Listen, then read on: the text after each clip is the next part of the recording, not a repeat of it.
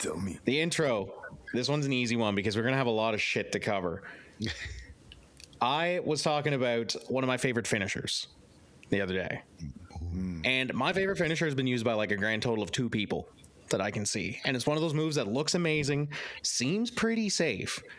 So I don't understand why someone doesn't use something that looks this amazing. It's the Hellevator.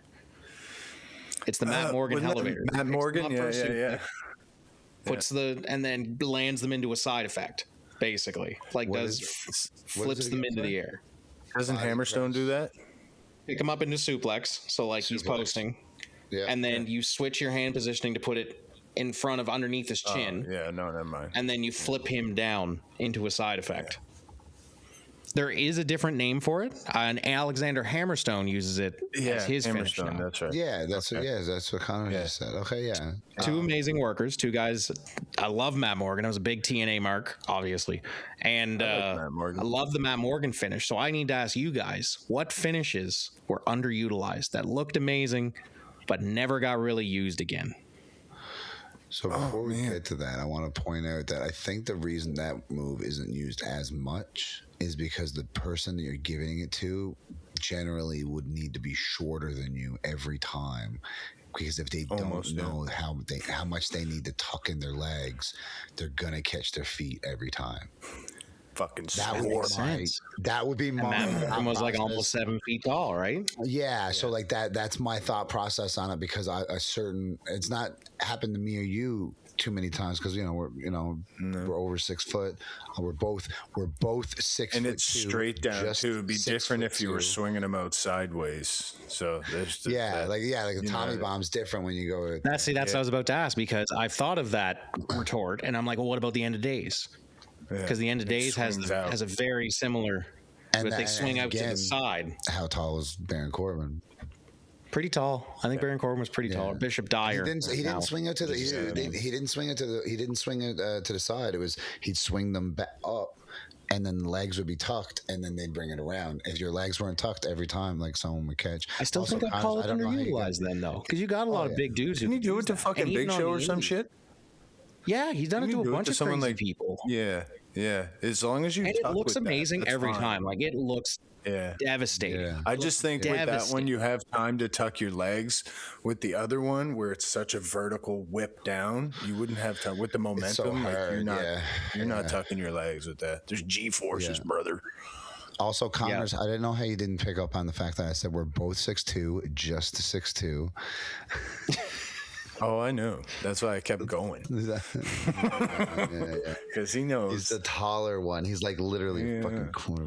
I am so very close to 6 feet. And thank God Natasha is 5 feet of fury bang on, because otherwise I feel short with everybody. Like, especially in the wrestling business, I'm walking around looking like the fucking penguin, and like I'm at eye level with everybody's crotch. Just like, this sucks. Being tall, it's not what it's cracked up to be, man. Not all the time, anyways. I mean, I don't know. I love it. I'm trying to think of other moves. Like always smashing into shit.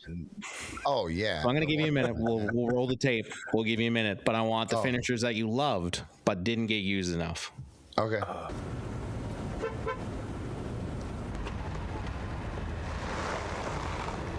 Like clockwork. And we're back. How we get back? That was weird. I haven't decided yet, so I wonder what the time lapse clip was, Lyle. I wonder what that is, future Lyle. I'm excited to see it. But no. So there was a very specific subgenre of moves that I was thinking of when I got into this conversation. Impact submissions. I know that's not the word for it. I made it up. But one of my favorite things was when CM Punk used to do the Anaconda Vice, and he would almost give them a rock bottom first. Like he would pick them up, slam them down, and in the bounce, he would almost like catch them into the Anaconda Vice. It's like another person that did it. Yeah, he like landed, and then it was there. I was like, why don't more people do that? Anything can be done like that. There's the Cobra Clutch Slam as well. That and the $1 Million Dream one that Ted DiBiase Jr. used to use. He'd put them in the $1 Million Dream, and then whoop, down you go. Up and down. And the cross arm breaker, Alberto Del Rio also used to do it. He'd pick them up, almost wrap it up. They'd take a bump, and then you'd be thing. then you'd be into it. They look so clean. It looks so cool. It looks like a real fight, because in a real fight, you're not, jockeying. There's no positioning involved. You just whip and you're in. It looks more legit to me, and I don't know why. And just in brackets next to this one, submission finishes in general. See, mine are all submissions. Yeah. You just don't see it enough anymore. I don't think. Mine are all submissions. I think it's almost worked its way to where submission holds are like just rest holds that are getting creative about it, because it's not very often you see people actually tap out these days. Yeah. Let alone someone's gimmick based around it. Yeah, they were with Gunther, and then everyone just started passing out instead of actually tapping out. So I'm just like, I get it, because it's kind of like a sleeper, right? So he's putting him to sleep, but when's the last time someone worked like an ankle lock, like Kurt Angle, or like it was a genuine feared thing when he rolled through and grabbed the ankle? Everybody started to lose their minds, because it was like, oh my goodness, this is it. He's got amazing. There's not a lot of submissions like that bring that Shawn up Michaels super kick and then fucking bang right into it, and then you do that a couple times. Like, people would lose their goddamn minds. None of that anymore. And it is none of that anymore. And the other one, throat related. Anything throat related. I love the Samoan spike. There's been other ones that people have done where the hands and they drive them down. Like, there's a lot. The throat is like the most vulnerable part of the body. Yeah. So even the mandible claw, I think, is on the table for something that is underused, because it was used before Mankind. I wouldn't call it just his move. No. And when it's Matt, I guess, owned it. Yeah. Because at least that one makes sense. The Tongan death grip just looks ridiculous. Like the Iron Claw, even more so, because it's just you're using the force pretty well. Yeah, the Tongan death grip like when I was a kid, and that thing they used to dig it right in, and the way they would do it make it look super fucking bad, but shit's well, that's like the difference of those guys and then like the people doing it now. We can see it. Yeah, you can see the daylight there. Yeah, it's like, what you the see, fuck? like he's not driving holding right his in. chin. But back when I was watching it on like a little tube television, you know what I mean? Like, it wouldn't. You can't do that shit. But then again, Haku was probably trying to kill a motherfucker. You know what I mean? Yeah, so, that's true. You're in there with Haku. Like, I'm not saying that Jacob Fatu's not a bad man, because he is, but I will put money on it that Haku is better, man. I would still rather fight modern day Jacob Fatu than modern day Haku at like 60, whatever he is. Yeah. So, I'd rather fight a moving truck. But in saying that, I still don't want to fight Jacob Fatu. So no, that is not an invitation. That is just. I would also rather fight a moving truck. Yes. Yep. Yes. Mine weren't submissions, but they were kind of like finishers that just faded away that I thought were kind of good, almost become like regular moves. Like, I always like Sky High, like the way D'Lo Brown would do Sky High, and it was just like once he like that was it. Boom, he would get so much height, and he'd like have that leg kicked out. Big dude. He had a crazy arc to that jump. Like, he did hang time up there for a second. It was pretty cool. I enjoyed D'Lo Brown. You're thinking the frog splash. Connors is the Sky High. Oh yeah. I'm thinking he's when he gets the Spinebuster. Yeah. I did that. But he would get height for the frog splash. I was doing it. Oh yeah. Do that move for a minute, and Max was doing it, and I was like, hey, you did it before me. I just didn't realize. And I was like, no, you do. You do your thing. It's fun. No, that's cool. That's a sick move. Solid move. The TKO, it's kind of like the cutter and an F5 all at once. You know what I mean? But it was just like you get him in that fireman's carry, that big spin, boom. I was when Mark Merrow would hit his. Mark Merrow. That's exactly what I was thinking. That's also the default finisher for your creative wrestler for WWE SmackDown versus Raw for like 5 years straight. When you went into the creative, that was my finisher for a long time. Yeah. It was automatically defaulted to the F5. So that's where I remembered that from. I was like, that's used all the. Oh shit, no, it's not. It was just a little green guy doing it in the tutorial screen. Yeah, and then I also like. It's kind of funny that you mentioned like the submissions, like slam ones. Impact submission, sorry. Trademark. The like kind of the slam impact pin. There you go. How about that? So like kind of like the fisherman, the perfect plex. Perfect plex, sorry. But like Perry Saturn would hook the perfect plex, but snap it sideways and still hold that. Yeah. Okay. Like a cork. Yeah. He did do that. Stuff like that. Yeah. I like those. The SOS from Kofi Kingston. That's why I love Big in Japan so much. Big in Japan is like. Yeah, it's great. Penta driver, sorry. Penta driver, yeah. Oh, yeah. The Penta driver. I forgot that went by the other name. I forgot that went by the name Made in Japan. Yeah. Was it Made in Japan or Big in... I thought it was Big in Japan. I can't remember. That's a sick name. That's a sick name for a move. I love that. Yeah, it was so good. What about you, No Hook? You said you had 2 submissions. 3 now, I think. We just talked about Tequila Sunrise. Love that. Just... when someone can lock it in so fluidly, love that shit. Dragon Sleeper. Ooh, that's a good one. Yeah, like when I was facing 4 hours on, he's like, "Yeah, I'm trying to do this spot. I'm trying to get the Dragon Sleeper over." I went, "Oh fuck yeah, you're putting it on me!" And he goes, "Oh sweet, like if you're like, bro, that's one of my favorite. That's like Ultimate Dragon was my boy, and that finish was one of the best ever." And then shit hurts. Not because of who did it. I just thought it was a cool submission that could have been maybe modified in a little bit more way. But Paige's one, that weird, wrap up the leg thing, whatever it was, where the person's like, wrapped up their back. I think it's an octopus stretch. Yeah, it's something like that, but she modified it a bit. You're right. There was something different about it. And then if there was just a little bit of, like for myself, if I did it, a little bit of modification for me, but I always found it unique, and it was just like... That's why I always like, man, like the crossface is still probably my favorite finisher. Crossface, it looks devastating. He looked like it does. You can like, especially again. Benoit would get like that the thumb right. Yeah, you get it looking like he's actually about to like rip some skin like that. Yeah, and it was like more. Remember, just like you guys said about Angle, same thing. It's like if he got your arm, you scrambled as hard as you could to get away, because if he got that arm, you were done. You were done. You were 100%. You weren't letting them get down. You know what I mean? Now you're just fighting to not get down. And it's just, when's the last time? I can't remember. The last time a submission was over like that as part of someone's arsenal, maybe the Master Lock. Yeah. I mean, but that was around the same time as the crossface. Again, yeah, it was, and even to me, it was still a gimmick. You know what I mean? Like, I get that. Trust me, you get locked in that. I get that it's actually real. Like, it sucks. Yeah. But even as a kid, I was like, I don't know. It's just not the same. Like, if someone like, but I can understand that. Yes, it would be on that level, especially for anybody. But for me, there was Hell's Gate. Oh yeah. The Undertaker had that triangle choke. Oh, yeah.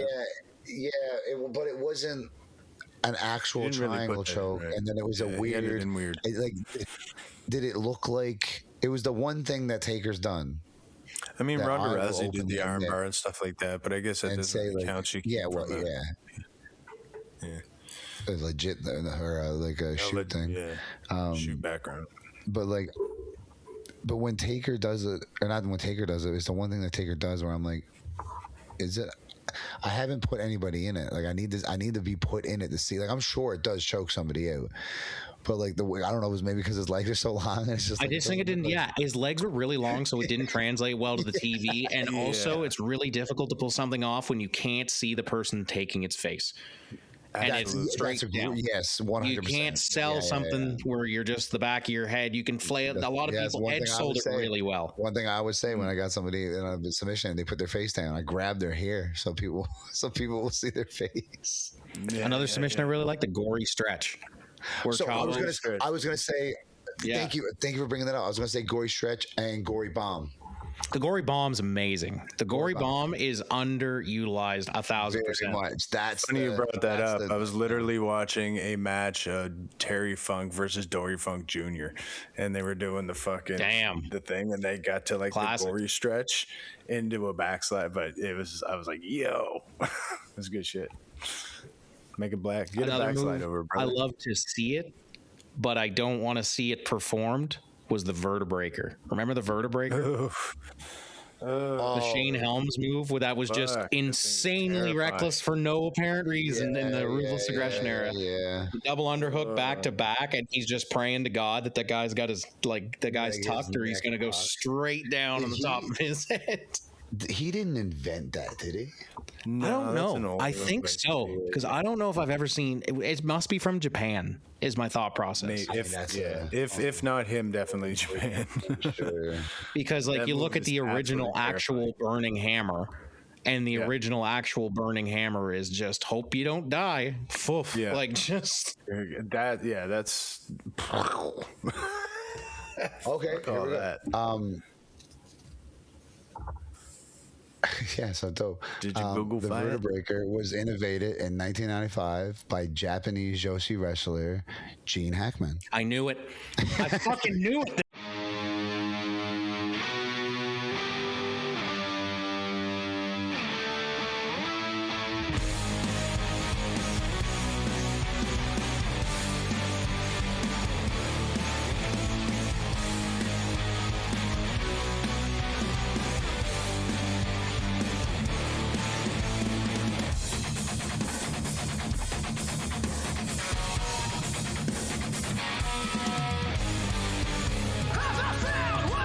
Welcome back.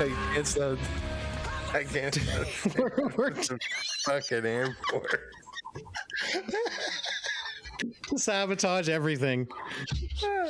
Contributing to the scene.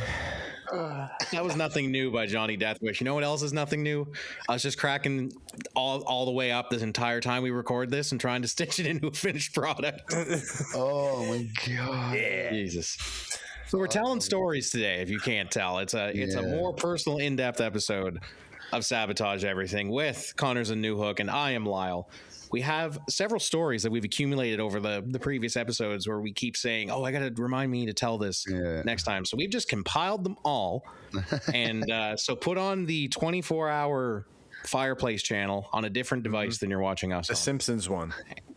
Yeah, the Simpsons one's really good. There's also the Fallout one that's pretty good as well. There's a Simpsons fireplace? There's a Simpsons fireplace. There's a fireplace for like everything, and I'm not joking. There's 1,000 of those fires. There's a dumpster fire. Look at it.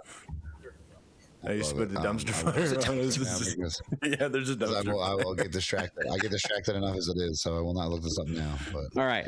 So the first story we mentioned a few episodes ago, it was about your time in the military, and you said to me that there was a ceremony that people did when you crossed the Arctic Circle. You also said, and remind me to tell you about the blood infection. So those two things are very far apart, but I want to know how they're not in your eyes. Same day, actually. Same day. They're concurrent part of the events. ceremony. They happen with each other. Okay, long story long. I'll try to make it short.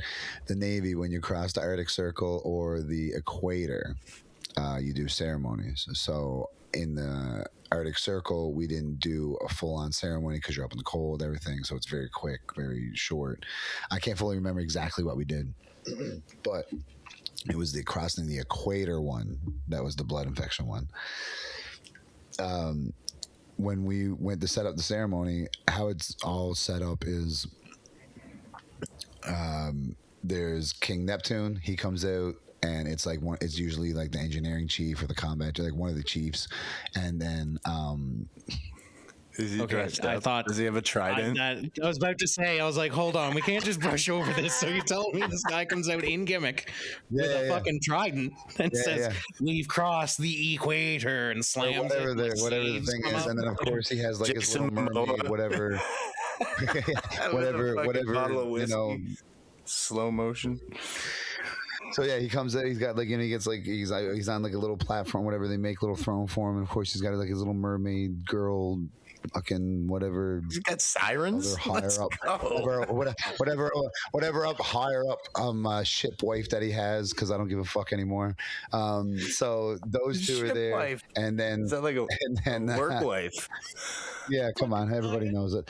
So then the polar bear police, which are like other like people that have already crossed the equator and stuff like that. They like put on like the white Nomex suits and like have like a little polar bear like mat or whatever, and they come and like get the tadpoles, the people that haven't crossed the equator yet.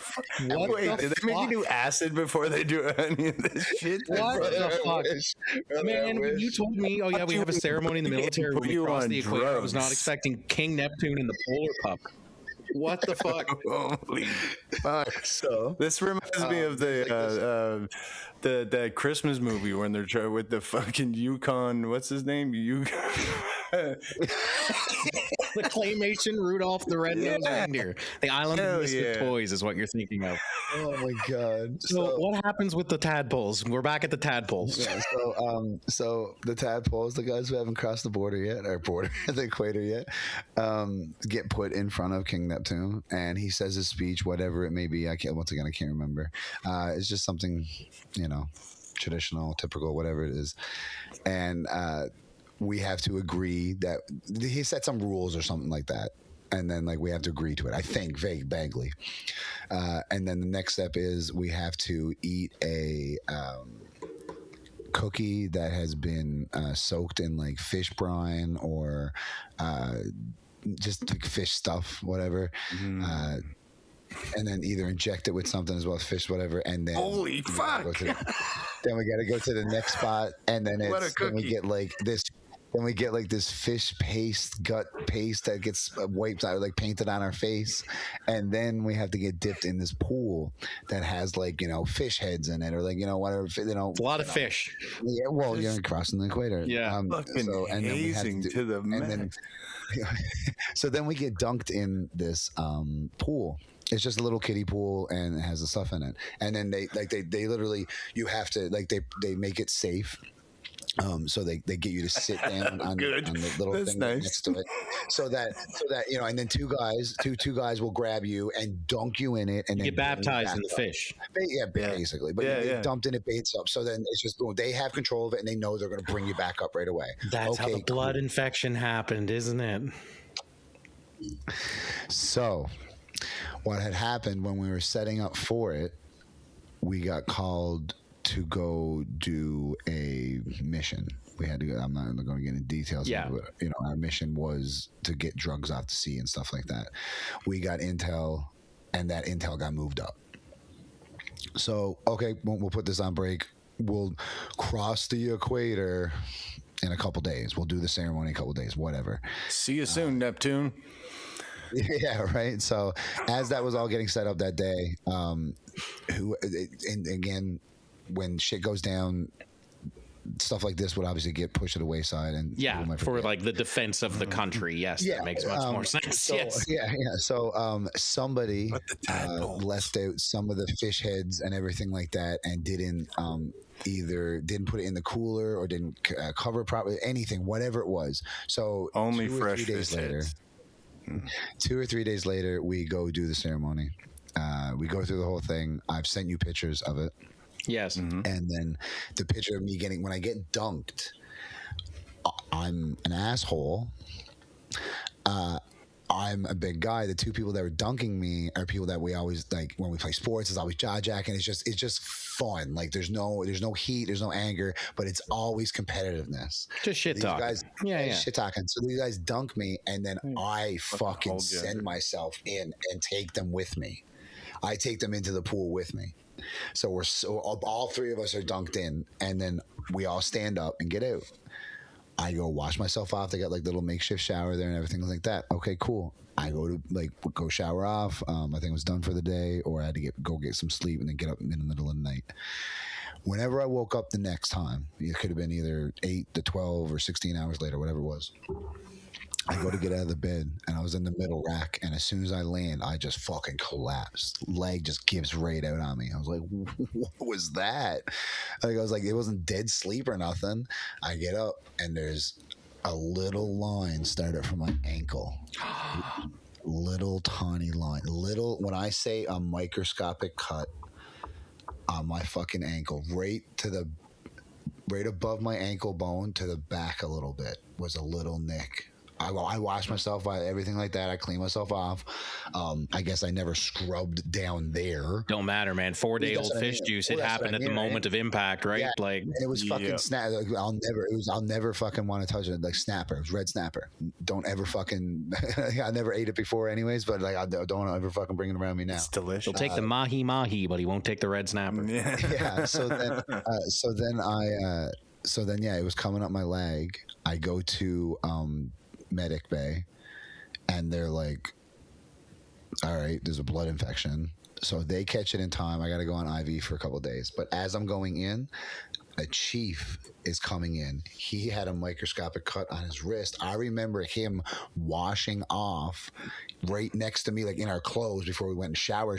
Like they had the makeshift one inside up on upper decks. I remember I was washing myself off and he was like rinsing off his upper body too on the one next to me. And we're joking about everything. And next thing, we're both in there. He's got one going up his arm, his left arm. He's got to get seen before me, because if it makes this to his heart, he's fucked. Then he's fucked. Because I was just about to say, at least your leg has got a long way to go.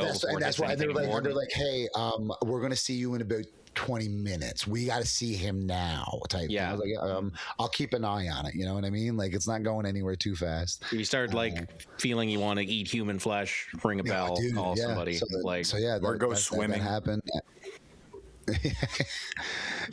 Spider-Man. It was just a red snapper. It was but yeah, there's my shortest, I guess, version of the that's insane though. That's I was ceremony, and then the little Nick. I was trying really hard the whole time not to continue to crack up over shipwife for some reason. That hit me really hard. I have no idea why. I was trying to explain the story because, like, I was trying to explain how it all sets up and who's in what position and stuff like that, because it is like people in certain ranks and certain positions fill these other ones, and it's just like, how do I explain that? Like, you know, the Neptune, how does he choose to?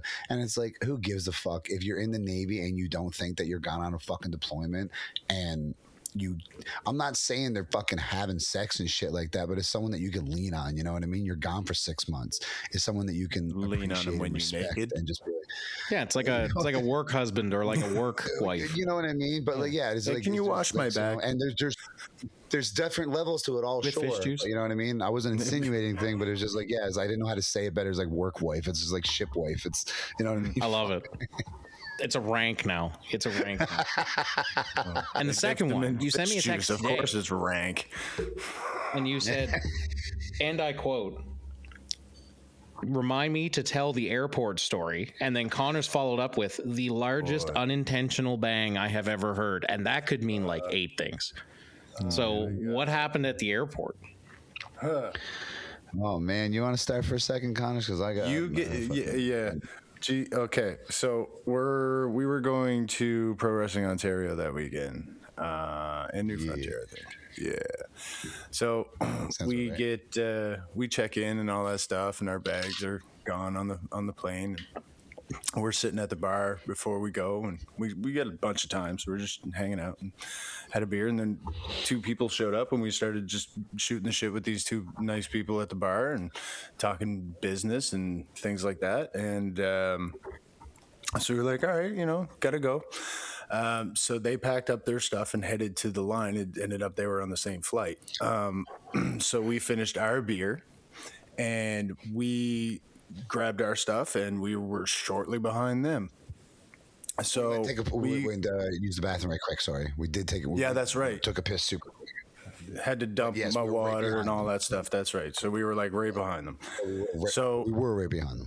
We were. So we're walking up, and we see the last. There's like 2 people at the counter as we're walking up. One person goes through.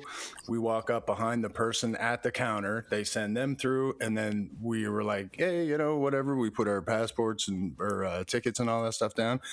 But he doesn't even acknowledge our existence. Doesn't even look at us. Doesn't even look at me. Not like just head down on the computer. I'm like, hey man, we got our stubs or whatever. And he's like, oh no, flight's closed. We're full. We're like, excuse me? What the fuck? No, the time, the gate, like the time, not their full. Oh yeah, he was like, you missed your gate. Like, the gate's closed or whatever. I was like, you just let after through, 2 other like, people walked in immediately. right? I was 2 feet behind the person, right? Anyway, so he starts like just giving us that same attitude where he just refuses to acknowledge us. So he's like, you can call customer service or blah blah blah. So we had the people that were sitting with us at the bar are literally about to go down the hallway into the airplane. They can't and they turn around. the fucking door because they're standing there. There's still people like they can't even close. And Buddy's telling us that, gates closed. And we're like, so anyways, they're like, hey, they're our friends. Like, let them on the flight. They're like, no, won't do it. Anyways, so Buddy's like, call customer service. So I'm like, okay. So I'm like, what the fuck is the number? I start to call. Justin's like, no. I'm still calling. I turn around to make the call, and I just hear this fucking, and it echoes like fucking. It sounded like a wall fell. I didn't know what the hell happened. Like an engine blew. And I turn around, and he has his arm up against the wall like this, but they were doing construction, so it's just a piece of plywood and probably fuck all of nothing behind it. Inside. Just a void inside this empty fucking airport. Just the concussion of a box, just a boo. Like, I mean, when I tell you, I did not. I was just fuck, like, man, because I'm thinking 60-foot square kick drum. So they turn around and look at you, and of course you're like, here's this guy starting it, and you're just like, right? The restaurant was right next to it, and everybody shut up. Like, the entire airport shut up for a split second and just looked in our direction. And I was like, that's not what. And I look at him going, and he's seen he registered. Connors could register what happened, and that it definitely wasn't intentional. But the only. So as we were going up to the counter, I was in this kick, and I still am. I want to do it. I just don't know. I gotta focus on some other things first. But we vlogged it. I want to just make videos. I want to make videos of just daily life stuff. That's right. So then I remember, pressing record as we're walking up to get like the walk up to the gate thing and to get the nice video of blah, blah, blah. So it's all on video. Oh, fuck. So and then after the bang on the thing, Connor's like, okay, I'm calling customer service. And I went, no, fuck that. Because when we checked in down below, there was people checking us in, but I remember, usually it's only the people checking in, but I remember specifically there was someone there that was in like a supervisor role. Woman, blonde hair, middle-aged. Also, our bags were still on that flight. Oh yeah, our bags. Your bags were there. Oh, that's great. They were on that Toronto plane now. Yeah, they're gone to Toronto. So of course they were, because fuck you. That's why. Connors is like, Air Canada. Connors is like on this. Connors on his phone like this, and I go, "Fuck this," and I beeline down like arrivals, went all back right down to check-in. Just beelined right to the fucking main gate, like the main entrance, and where like the main check-ins where you put your main bags. I'm walking up in like, I don't know if you've seen me do this yet, but like I have a walk where it's like I'm just beelined and I can just get the fuck out of my way. Yeah. And then I'm beelining and I can see the blonde woman and she sees me, and now I'm not Lynn. And now our eyes are not like my eyes are now locked with hers, and she knows because she remembered us already, because also we're 6'2", covered in tattoos. People remember us most times. Yeah. But I remember interacting with her about something like, oh, bags or whatever, like just jokingly. I remember she's gonna remember me. She said as soon as she seen me walking up, and then the speed I was doing, and Connors was like 40 feet behind me, just walking like this, like I'm still trying to catch up. Customer service phone call. I'm like, I'm gonna try to keep up. I'm just running through the airport, like, oh fuck. He's already on the chat bot trying to describe his problem. Oh yeah. So I walk right up to her and I go, boom. I was like, and then I just tell her, boom, what Connors just said. This is the situation that happened. And as she's saying it, going, well, like, and I can see that she feels bad, but you know what I mean? She's not going to go out of her way. But then I go, and I was like, because you can check your cameras and everything like that. And she's like, well, and I was like, or you can watch it right here on my camera because I vlog. And she's like, and her face just dropped. And then she was like, not dropped as in like upset. She's like, oh, okay. This is real, legit. Like these guys are totally the victims here, basically. Yeah. So then, God love her heart. She, those guys, she not berated them, but like she hauled them aside. The guy was a fucking dick, and like, so then that was a personal thing. You can't sit there and tell me you're not following your protocol that close. You were just like, you know what? I don't like the look of these guys, so fuck them. That's because what that was. It's not a time gate. I don't give a fuck what anyone. I don't know how it works. I'm sure I can message people. I'm sure I'll get messages, or we'll get messages after this now. But I know for a fact because I've flown on military flights. It's not just a time cutoff. Like there's directives you have to follow. Okay, all these people are here. We got to make announcements. All these things, like all these things. They'll hold the plane for like a certain amount of time. You know what I mean? So it's just like. He was all the way like, fuck you guys. Yeah, like he fully no customer service. It was just you're not getting on the zero. And it was like, and then the worst part of it all was he just didn't acknowledge me. It was like I didn't exist, and it's like, brother, he just kept looking at the computer, feeling that way. You know what I mean? Like, now you're hitting a nerve on me now because I felt a lot of things. But it's you made your presence known. That would have been fucking hilarious, and especially because everybody in the restaurant looks over and it's you two standing there like. So then God love her heart, she hooks us up. She gets us the next flights into Kitchener, hooked us up with max reimbursement, like we got okay, cool, awesome. Really good. So on our way, when we were going to wait for our next flight, guess who was sitting at the fucking gate taking the tickets? That same guy. He fucking looked at us. The way the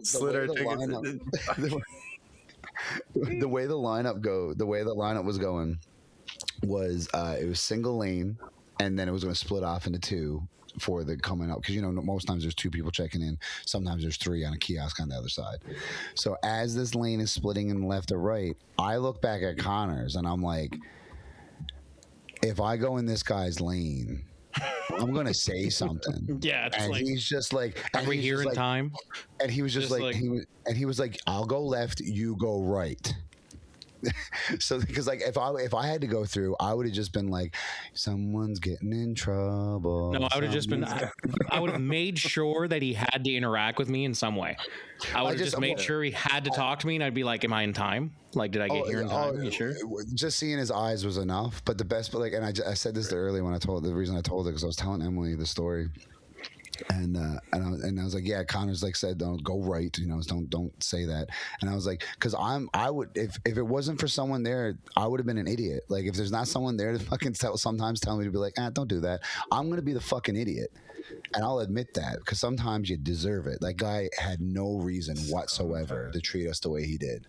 And it's true, especially in like those positions where you got a little bit of power. Some people go a little crazy with it. Come the fuck on. Like I have met. Like I used to be a security crazy guard. place. I have met a lot of security insert guards. Power. That's a wild place. But that's the thing. Insert power. It's the little itty bitty bits of power that are worse than getting like the CEO of a company. If you give somebody a security guard position where they have power over an entrance, they could be a dick. Well, I had it out with a security guard at the airport up here in Moncton. And fucking guy kept trying to get. Anyway, it was a whole situation. I yelled at him, and he turned 3 shades of white and fucking disappeared. But and there was also like, and this isn't a knock on all short people. This isn't a knock on all short people. But the guy clearly had an issue. He was a tiny dude, short and scrawny. Napoleonic, we'll say. Oh, 100% little man syndrome. Just like sorry that I don't know what to say here. I just you guys are tall. Sorry that you fuck your flight. You're tall and you guys are funny and you guys are awesome. You should have done the Buddy the Elf thing. Oh, look at you! Just to know you're here, working for Air Canada. Is this what you do in the off season? Just start fucking with me. You fucking. That's amazing. I hope you get shit in your stocking. Yeah. But airports too are like some of my least favorite. If hell exists when I die, they're gonna put me in Pearson Airport in Toronto. Yeah. Like Montreal for me. Montreal. See, I don't think I've ever flew through Montreal. I've always driven. You had a choice. Don't. That airport sucks. Driving through that city sucks. Yeah, driving through any major metropolitan city in this country. Well, yeah, sorry, any metropolitan, but like it always seems to be like that's the because when we would always go to Ontario and shit, we didn't have to drive through Quebec City. You know what I mean? It was just you drive by it, and then you either had to drive through Montreal or drive by it, and it's always drive by it. Yeah, I always bypass it. I'm not about that. I dealt with it enough in the city of Toronto, taking 45 minutes to get from Lakeshore 2 kilometers away to my apartment, just because the Raptors played tonight. So, like, Toronto. If you're in Toronto, ideal. where you drive an hour and you're still in Toronto. But speaking of basketball teams. Dun, dun, dun, dun. Listen, you have your Gene Hackman. I have my segues. Okay, we're all holding each other up with the tentpole jokes of this series here. But speaking of basketball teams, the Knicks. We have to talk about the Knicks. We have to talk about Danhousen and the Knicks specifically because sports is superstitious. They go hand in hand.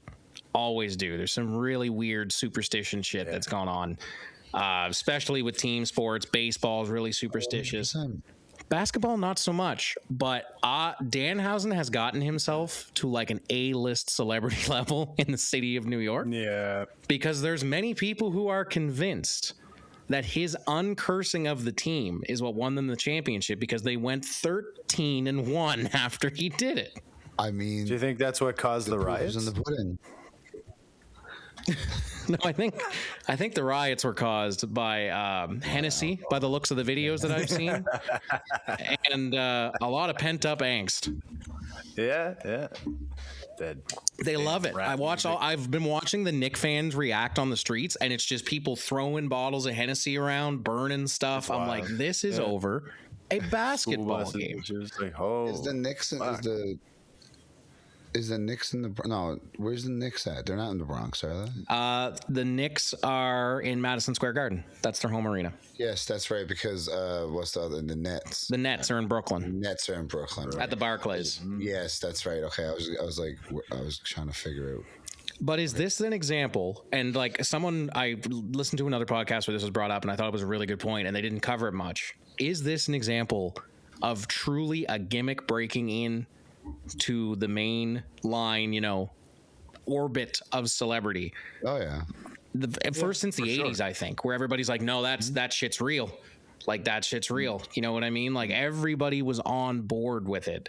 And he was getting death threats when they lost that one game. After they did go down one game, people were like, you betrayed us. They turned on Elmo too. Everybody went heel on Elmo there for a second. Hold on. Elmo showed his true colors, and he didn't rep the city. Elmo was trying to be like, everybody have fun, and people jumped down. No. It doesn't matter if you want everybody to be cool, but you still rep your set. You can't blame Elmo. Just blame the guy with his hand up his ass.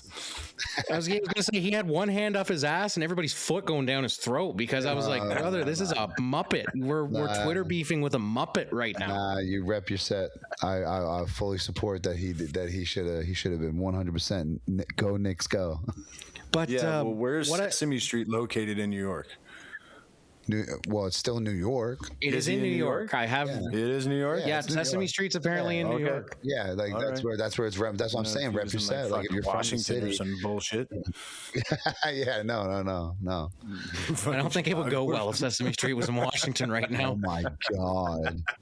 Did you see a bunch of algae in the pool now because it was all too hot? 1, 2, 3. Everyone's talking about it's really good. 1, 2, 3.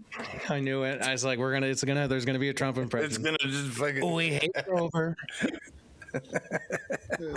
We had never seen Super Grover and him in the same place, quite frankly. I want to see the Count and like Trump molded together. Oh my god. We're moving on from this. I'm not getting into my politician impressions. We'll be taken off the air like Elmo's getting ready to be taken off. Yeah. But I looked it up. Danhousen, as of right now, has more merch on WWEshop.com than anyone else. He has like 35 different items, ranging from like collector's pins to like there's a popcorn bucket that I saw floating around. It goes to show like not every person is meant for a certain company. Like just because they weren't utilized properly anyways, but like AEW didn't have those means and those connections of like Fanatics and ESPN and all those things of getting Danhousen on that grand of a scale to be viewed on. You take someone from WWE that's not being utilized in a certain way, and they go to AEW and they'll become a superstar. And it's just crazy how it's just like It's crazy how it works, right? Right time, right place, right person, everything. And that's exactly what this fucking business is. And I'm like, he doesn't even have to wrestle at this point. Like, he's doing all this off television. He's built all of this for himself with getting a grand total of like, if you stitched it all together, maybe like 3 hours of television time since he debuted. Yep. And he's just got everybody. Like, I'm sure now when there's more championship series comes up, like, it's going to happen again. Like, if he was smart, like, when you get into the start of the season, you're already making picks and stuff like that. He's got like mainstream attention off of this stuff. Yeah. And it's just crazy that it just like so happened that Knicks were like, all right, we're good now. We're not cursed. Also, Wemby showing himself to be a little bitch. I guess those Shaolin monks didn't teach you humility, which I thought was the entire purpose of that Shaolin monk stuff that happens up there. Yeah, go. You didn't need enough kimchi. Fake ass motherfucker. Go write your poems in the fucking park like you want them fake. It's just it's crazy. Like that whole situation. The same people that do it are fake, but clearly he's not practicing what he preaches. Yeah, he can post as many videos of him jogging upstairs as you want, but when you break down like that in your first, we analytically dominated the series, he said.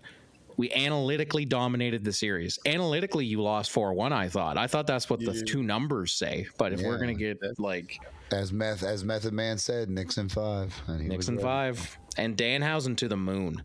Like, I'm so enamored with this 100% bootstrapped campaign that he's had. Like, he always had a very vocal fan base, but I don't think anybody would have guessed it would have exploded to the level it's gotten to. No, absolutely not. There's no way him getting hot. I remember him the first scene that, or the first time segment they had with him, and going, well, that didn't get over the way they want it, in a way, because I think just everybody, all the fans, even though it was a box, was still expecting Jericho of some sort. I think that's why he got booed at the end of Anyone who comes out of a box is over. But see, that's the thing. I think that was intentional. I think they made that get over like a fart in church on purpose, because that's his whole gimmick. They knew that everybody thought it was Jericho, and they had 2 or 3 weeks before that show where they could have pivoted and been like, okay, well, let's hint more that it's Danhausen to kind of, but then because he did this on the same night, he did the bit where he did the point, and then the big puff of smoke came and you saw him like go under the ring to get away. So I truly think that was purposeful for them to be like, no, tell them nothing. And then when it comes out, it'll be like, and it'll add to the bit. Oh, I think they definitely knew it was like they weren't trying to make it a grand thing. I think it was just still, even when everybody online was like confirming it's fucking Danhausen, there were still like those just WWE fans that like, and that's what I mean by let's say there's 20,000 people in the arena that night. Maybe a couple hundred booed just because those people don't even know who the fuck Danhausen is. Yeah, they've never watched an indie. They think wrestling is WWE. Yeah, like, and that's what I mean by they're just like, they're so locked in.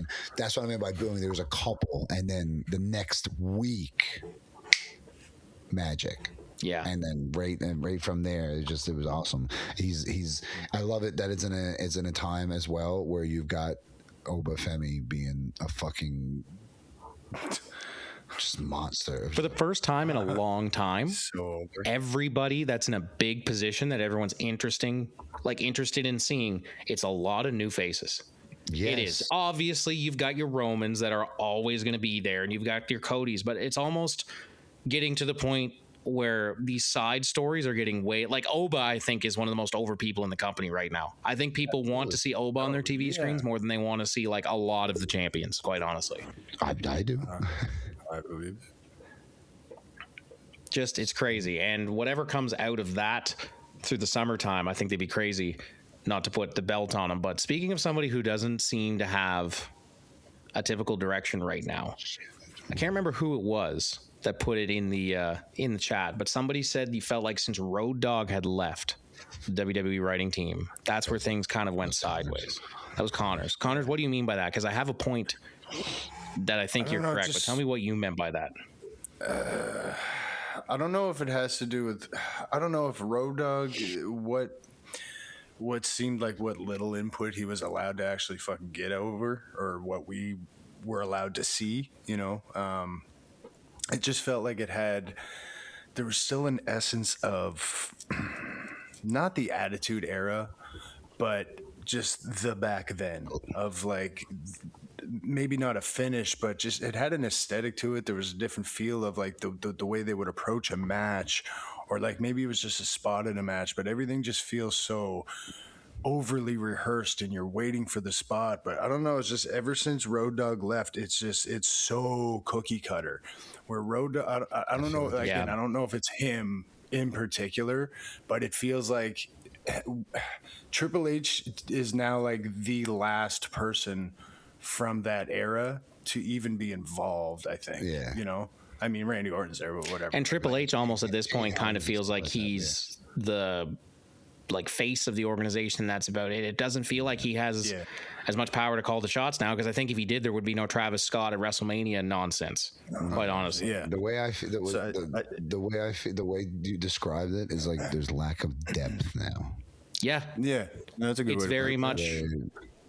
And I couldn't put it into words until as you were saying what you were saying. I was like, oh, there's like a lack of like there's something to grasp or bite onto, or just feels feel hollow. like there's something. You know what's interesting? You saying that made me go down this little rabbit hole, and I came to the conclusion that they've circumvented the globe and came right back to the problem that they were having in the early 2010s, when things were a little much darker fan base wise to watch Monday Night Raw every week. Vince was in charge. Anything that got over that wasn't his idea, he would squash it. He had insane ideas for new talent, like Bearcat Keith Lee. We talked about that, like that kind of stuff, Fart in Church, all that. Triple H takes over. The Vince thing happens. You get this like 2-year period where things were really good, because you could tell it was Triple H and it was Road Dogg and it was a bunch of wrestlers and people who'd been in the wrestling business their whole lives booking it. And for a brief second, it was really good again because of that fact. I don't think it's the absence of Road Dogg. I think it was the interjection of TKO. Because now you've almost gotten to a point, and I'm going to use Chad Gable as the example, where you have this fucking red hot sword coming out of the kiln that you can do something with. Here's the guy that is jacked. He's an Olympian. He's just did the craziest year-long storyline that you've had since the Bloodline, and it was in Mexico in a different language. It's insane. Like, it's all nuts. We went over that in the previous podcast.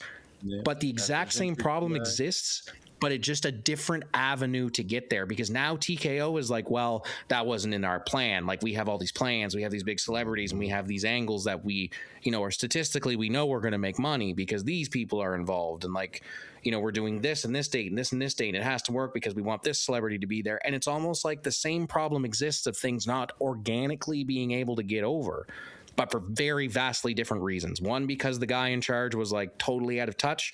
The other is because they think they're too in touch and they know what's going to make more money. It's crazy how it just goes from one end to the other. There's no like the people can't just chill in between and just chill the fuck out.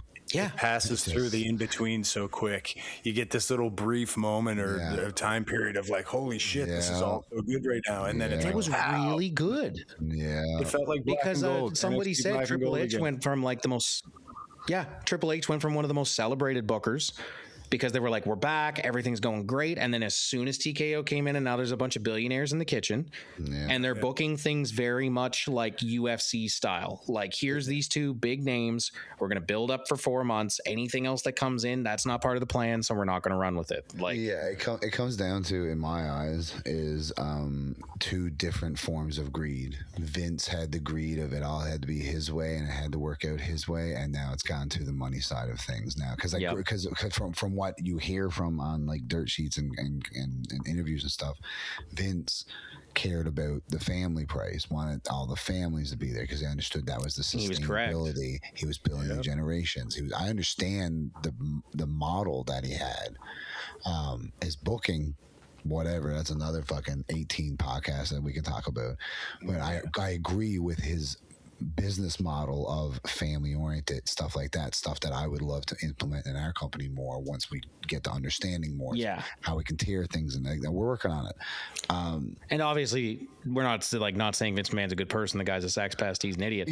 But in that respect, how better was it when WrestleMania wasn't a $1,200 bill bare minimum, and not 2 fucking nights, and not 2 nights? They want to turn it into a USC fight. They want it in the same arena every time, and they're going to pack it full of celebrities, and they're trying to make it into the Super Bowl. And we don't want it to be. The fans do not want it to be more legitimized. That's the thing. Like there was. Fuck. They gotta listen. They gotta learn to listen. They gotta let the wrestlers. I mean, who was it that said recently? Was it Kevin Nash? He was like, "Let fucking Triple H just do his thing. TKO, get your nose out of it. Just and you'd still make your money. Dump trucks of money. They'd still make bank. They'd make more if they would allow the wrestlers to make the fucking wrestling show. Like they already fucked around when they took the E, and they made the World Wrestling Entertainment, blah blah blah. And I was like, that's far enough. That was get the fucking jelly rolls, get the but get because that's get what it does. It really the fuck out of here. It's terrible. I don't hate if they're involved at like Mania, not a match, but I don't hate if they're buzzing around it.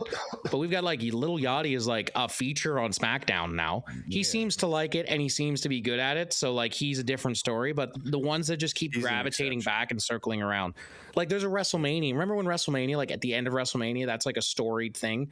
Like back in nowadays, it's like, oh shit, which Mania was that? Was that the one that ended with Travis Scott, or was that the one like it's just, it's slowly getting more and more cookie cutter. Exactly how you said, it's getting more like, okay, well that was Mania. Like it doesn't feel big anymore because it does. It feels like, okay, here's your corporate mandated 2 hours of whimsy for this year, and like see you next year for the same 2 hours of whimsy. Like it's like Paul Heyman was saying, he was like, everyone's like so focused on this Mania that just passed, but a year ago he's like, we should be booking Riyadh Mania or Saudi Mania, whatever they're calling it, like nicknaming it. It's like that's what we should be planning and booking for, and the rest will fall into place type thing. And everyone's so focused on, because again, corporations, greed, all the like things, and it's so frustrating that it goes from someone being, again, a piece of shit, fucking, I don't know, so many terms that you can call Vince McMahon, going from that type of greed of just like storyline, no one's allowed doing anything, and now boom, starting to get some freedom, awesome, and then a big corporation comes in and is like, okay, you have here's your freedom, but it has to follow these lines if you want X amount of money and shit. It's like, and that X amount of money, we would love it if you would slash that by 50%. Right? That sounds like real life. Yeah, cool. Yeah, like it's crazy. It's lost the allure a bit. Like the business side of it has lost the allure, because you used to think like, man, what's going on in the writer's room? Like, what are they thinking? Well, now they'll just tell you. They'll broadcast it. They're going to make a 5-part Netflix special about it, and they're going to drip feed it to you over the next 5 months. And if you don't like that, you can listen to Cody Rhodes' podcast, and he'll have Triple H on, and then they'll hint at it, and we'll talk about it next season on this. And it's just, do you think it's lost the all this? Yeah, do you think you can connect all this back to actually when Vince made WWE public? Like, in a business standpoint, I guess control. You could. You know what I mean? Like the minute he did that, it just got. From a business standpoint, I guess you 1000% could. It had its ebbs and flows, but man, it dipped. But would it have survived if he didn't? And that's the would rusty edge of the fucking. Would it have survived if it was literally just the Vince McMahon house of big burly circus boys for the longest time? Like, would that last through the Attitude Era? Would that last to the Ruthless Aggression? Under just that is the dude. What he says goes for this entire shooting match. There's nobody else that has to hold him accountable to anything. The dude that just, like I told you that before we started the podcast, the guy that dropped by the door and we just got the random talking, and we were talking about how like things have to change, and it's like, unfortunately, in a lot of wrestlers' mindset, you can't change a lot of things, and then especially in like the maritime wrestling scene, everybody wants to stay in the old ways because that's what's worked, and it's like art needs to evolve. It might go full circle. Usually it does to a degree, but like art needs to evolve, music needs to evolve, movies. As long as you respect the meat and potatoes and like the basis of what it is, like, and I don't so want to say disrespect because you can't really disrespect art unless you literally take a shit on it. But I mean, like, yeah. It just, there is such a foundation to what we do, and today, like, that's why matches from the 70s and shit still hold up today, because of what it's built on. Like, it's not the face paint. It's the same thing as music. Exactly what Justin said. He connected this right on the head. How many of the matches that happened in the last 5 years, in 15 years time, are they gonna be like, oh man, remember that? Like, They're not many. Meanwhile, in 2000, even all the way up to like the Grande Americana one, it does happen. There are ones like the Drew Sheamus Gunther match at Mania, the triple threat, where they just beat the holy bejesus out of each other. Yeah, I'll remember that one. That was a great match. I loved it. But you remember back in like the 2000s, the early 2000s, like SummerSlam 2002 had like 5 of those matches that you're going to remember forever. Every pay-per-view was like there's classic pay-per-views from the era where I started, because I'm old as fuck.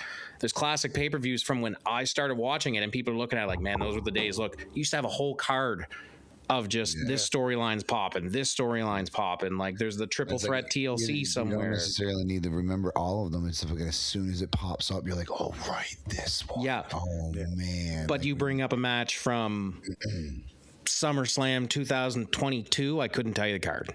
Like, I couldn't have told you what the card was. So we usually, not even the main travel now. No, usually at night now when we travel, we'll put on a pay-per-view.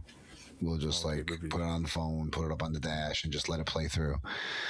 For some reason, like, we're just driving, and I was just scrolling before, like, sorry, we weren't driving yet. I was scrolling trying to find one, and then I wanted to get on the road, so I just scrolled super quick, saw Taker. It was Survivor Series 2015.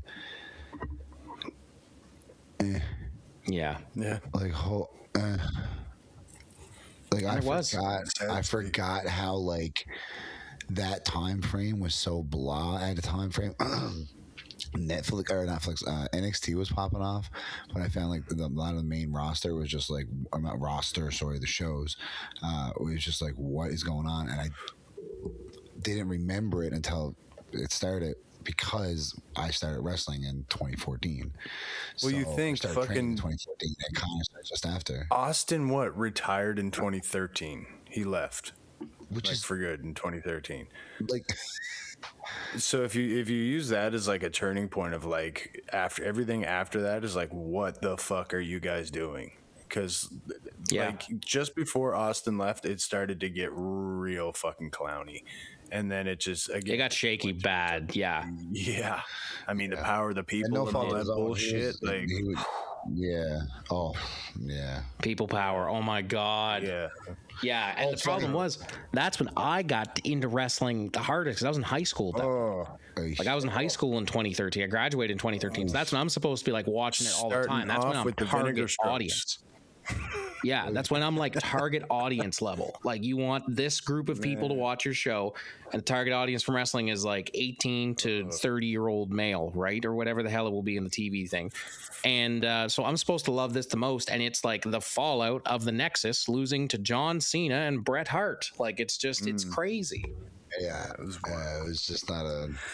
But also to think, all of that bullshit that it goes through, and it's still a multi-billion-dollar company. And growing. So and growing. So is that their metaphorical fucking badge? You know what I mean? Like, we're untouchable now. We made more money this quarter. We made more money this quarter. They care, but now in Triple H, every meeting they have, they don't do post-media scrums anymore. But when they did, the first things they talk about is the number of people, biggest gate, all those things. And it's like, that's what it became apparent. It's like, talking about it on like your big four, okay, cool, I guess. You know what I mean? Especially Mania, definitely Mania. But like, why are you talking about it about fucking Backlash? I don't. And honestly, biggest gate is the flex. Biggest gate just means you charge more money. Exactly. Legit. Exactly. Hey, let's welcome John Cena for the 9th time since he retired. You know, he comes out and he's like, "We charged you all $100,000 worth of shit tonight." Like, it's just that's what it is. We charge you all. We'll charge you all. We charge You all. Yeah. No, you guys you mentioned Zeb Coulter and the We the People. Did you see the clip this week? He's like, I think I helped create MAGA.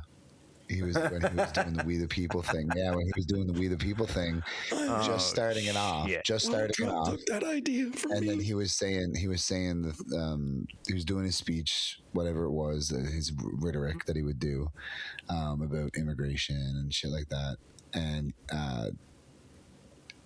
at one show, he did it sitting in the back. All of a sudden, someone comes up, taps him on the shoulder, and apparently it's Donald Trump. And he's like, "Hey, I really liked your speech. I really agree with it. Like, yeah, we should be tighter on immigration. All these things." And then, like, he walked away. And so I was like, "What the fuck was like? You know, what the hell?" And then years later, he created President Pig shit. Started. Jesus, It was like, did I fucking help? And it's like one of those things. Is like, this is the one time that I'm not laughing, and neither was he. Like, he was just like, I don't know. You know what I mean? Like, and you never know too, because the guy's crazy. So who knows? He clearly thought about that. He thought that way anyways. Like, I've heard several times that he's like such a big wrestling fan that he's pulled things. Like, I've watched a whole YouTube deep dive about how it's all a wrestling persona, and that's his whole shtick. How the fuck do you think they plan the goddamn bullet shot? Yeah. That's Vince 101 right there. It's the exploding limo all over again. God damn it! That's the second that it popped off on the news, I started laughing. I was like, "That's the guys, you have unlimited money, basically." Oh no, he was blading. He was blading like Dusty Rhodes, daddy. Had it right in the tape on the side of the wrist, daddy. Red equals green, baby. The only thing I can't remember was John Laurinaitis, but someone told that story about Dusty Rhodes talking about that night his muffler fell out, which was like he wore something in the back of his tights to keep his tights from like showing his whole ass, and it was like a roll of toilet paper. And he said the hardest he ever laughed in the ring was he body slammed Dusty, and he hit so hard that toilet paper flew out of his singlet, and he went down to cover him, and Dusty didn't know it was everywhere, and he went, "Big Johnny, my muffler fell out." And I just like getting down to cover somebody as a heel when you just hear Dusty whispering here, "Big Johnny, my muffler fell out." My muffler fell out, baby. That's a guy I'd vote for as president. You do a Dusty Rhodes gimmick, I'd vote for you. I'd vote for you then. Dude, well, if we just Dusty like the was fact still that here. I can't remember the full premise of it, but like Idiocracy was supposed to be just a movie. You know what I mean? It's true. Idiocracy was just supposed to be a movie, and then like, literally now there's bouncy castles on the fucking White House lawn. A UFC fight, dude. They had an MMA fight. So there's bouncy castles on the fucking White House lawn. They had an MMA fight in the ring. There was also fights in the crowd. Then Shane Strickland fucking showed up. Yeah, there was a run in. And fucking snuck him in. He got escorted out. Apparently, did you again? This is the front lawn of the quote unquote leader of the free world. Yeah, right. Joe Circus doing backflips on the South Lawn. Yeah, reminds me of what, the though? like. They did when they did the anthem. They sang the Canadian anthem fucking loud, and then when I didn't watch any of that, I've seen it. I'm not giving him.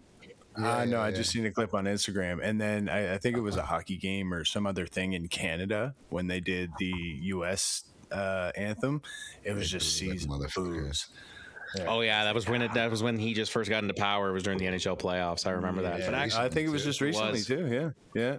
A lot of places it's still happening. Damn. Also, fuck you, Vegas Knights. Glad that you guys didn't win because you guys hired a piece of shit goalie.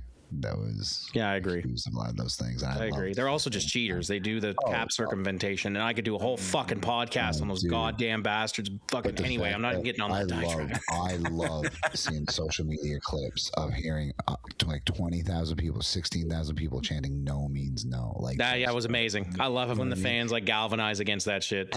And he let in the most goals any goalie has let in during NHL playoffs the whole season. Isn't it beautiful? beautiful. It's collapsed, poetry. 24 goals. Right. Fuck yeah. It's the same as Wemby losing. I feel the very same way about Wemby losing, obviously. Not to that degree. He's not as bad a person as Carter Hart. No. But it's all the like, I went and trained with the Shaolin monks in the mountains. Like, you're full of shit. Like, it's like, you don't believe all that stuff. Like, you don't believe what they truly believe, or you wouldn't be getting paid millions of dollars to play basketball. You'd be giving it away to the poor, and you'd be doing like good things that monks do, like help people, instead of like going off and making millions of dollars playing against the Knicks and being cursed by Danhousen. Like, but you touched on something a minute ago that I was like, I had on the list to talk about. You talk about art having to evolve. Yeah. Art's evolved a little bit too goddamn much, because I'm seeing too many goddamn 100% AI generated posters for everything on my feed right now. What the fuck? Thankfully, nobody around here really does it. I haven't seen a lot of 100% AI generated posters for wrestling events around here, which is amazing, because people value giving it away. There's been a few that have just been done pretty good. Yeah, I haven't seen any, but the ones I have seen, you can 1,000% tell. Oh yeah, it's not that they weren't the ones that look like they're all the same font and the stroke, like the looks like ripping font or whatever it is. Yeah, it's like they all look exactly the same. So when you do it, it just takes you out of it so much, and especially for something like this is one of those little things where when you're postering, it's a really good opportunity to get somebody through your doors that maybe has never seen wrestling before. Yeah. So when they come up and they see a 100% brush stroke AI, like we all know what we're talking about here, right? Yeah, the AI that all looks the same. You can take like 8 different podcasts do it too. You can take like 8 different podcast logos and put them next to each other, and you can tell they all went to the same AI thing and just typed in make me this and slapped it up on the Instagram feed. It's because literally AI is eating itself now, because it's putting out such shitty art that it's putting out too much, and it's just eating. It's referencing itself now. So it's just as I drop my phone. Sorry, it's just eating itself basically now. It's that fucking snake, whatever. What's that saying? Oh yeah, the snake eating its own tail. That's the world. Ouroboros. 100%. Yeah, and it's like I would rather see you go into Microsoft Paint and make something that looks shitty, 100%. But at least you went in and took the effort to advertise your show. Because like I said, this is the first impression for some people, right? Yeah. Like if you're driving down the road, you stop at your mailbox. That's where I always see them around here. People plash them at the post boxes. Yeah. And you get out and you see it, and it's like, oh, that's eye catching. Like, look at all these crazy looking people. That's a lot of different. Like if it's all AI, you immediately look at it and you're like, same as everything else. Is that a movie? Is that a cartoon? Like I don't like it's. Yeah, you're like, what is this? It doesn't feel like something you can go and watch. Good. It feels good unfollowing people that use it. Like they use AI art, 100%. Like listen, and once again, I've used AI for research purposes. Instead of trying to find certain information on 10 websites, I can put them all in. Boom, I can find that information faster. Yes, I have utilized artificial intelligence to make my job easier. Not in wrestling, but just my life easier in certain regards. Using it for its intended purposes. 100%. Not for fucking creating art. Nothing that is visually a visual representation of something should be made by AI. Nothing that is written. Music should never fucking exist. AI music is the worst one, I think. AI music is the one I hate the most. That's more offensive to me than like, you know what I mean? I hate the posters and shit like that and the graphics and whatever. But oh my God, I cannot stand like I almost fell for it. There was like playing through YouTube, and like sometimes it'll throw in like a random song that I don't actually save or anything. And there was one song I was playing through. I was like, oh man, like this actually got a good flow. And then it kicked in a way where I was like, this isn't real. It has to be fucking AI. And I go look in the logo and everything. It's happened to me. It's happened to me 3 or 4 times. It'll come up my Spotify recommendation. Spotify is just putting this on with the rest of the people that are making this art and saying this is the same as what you do. Yeah. It's like the fuck it is. Like someone sat there in their computer and typed a prompt in to make this. No soul, man. No soul. No soul at all. And that's what professional prompters. Like that's all. And that's what like the wrestling business should have, right? At the core, this is an art form, in a way. So it's like you're taking bits and pieces away. And like I said, there's no heavy doers of this around here, but I follow a lot of stuff from around the country, and you're seeing 100% AI where they used pictures of the wrestlers and they're like, put this guy on the poster too. It's like, fuck, just do it with yourself. Like you're adding what you want with extra steps. You're just taking a longer route to do what you want to do. Like just click and drag the image over. Yeah.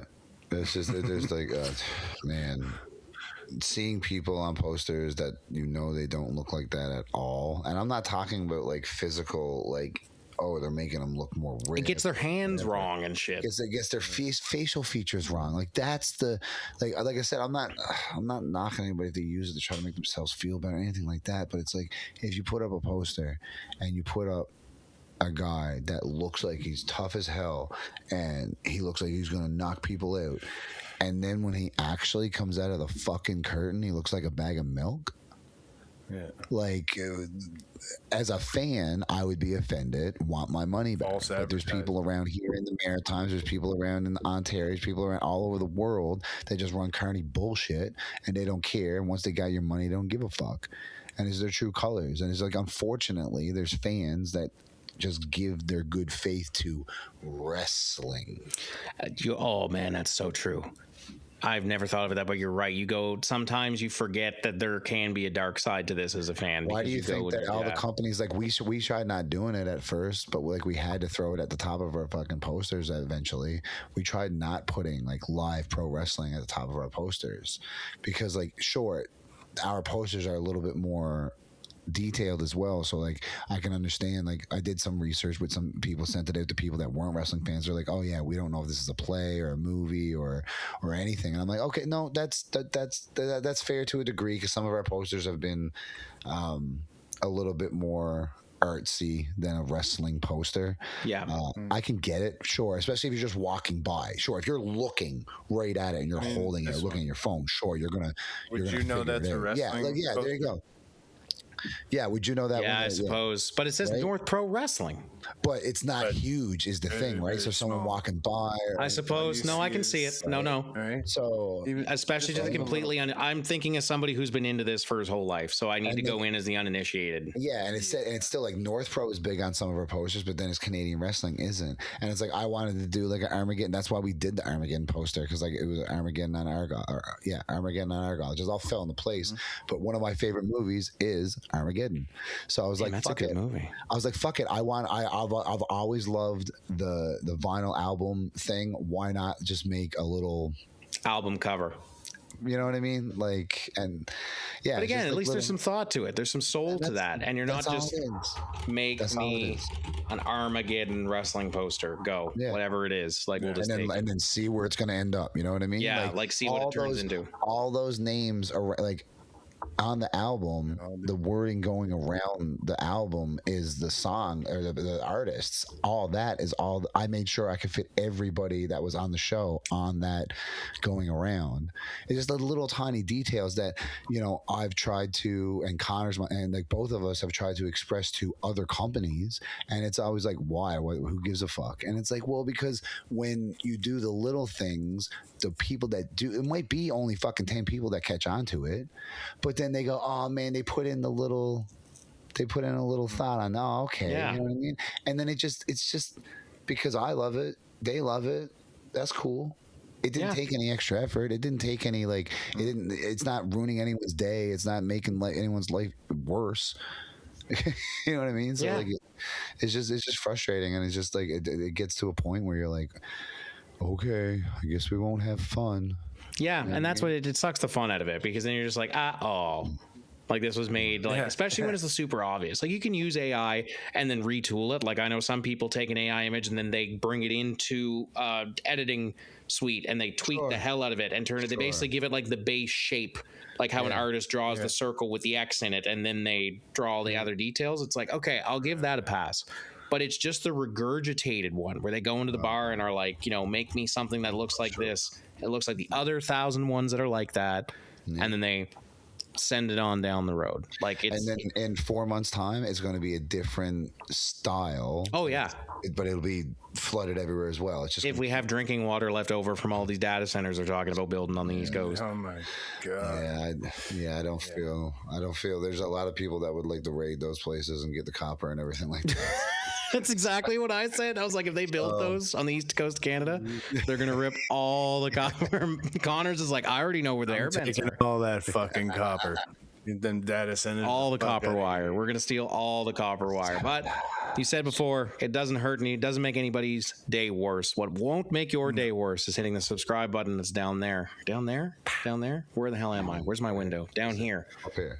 You see it. You're on YouTube. You know how this works. Click the subscribe button. This has been Sabotage Everything, contributing to the scene. That is Connors. That is New Hook. I am Lyle. Don't bathe in fish juice, everybody. We'll see you next time.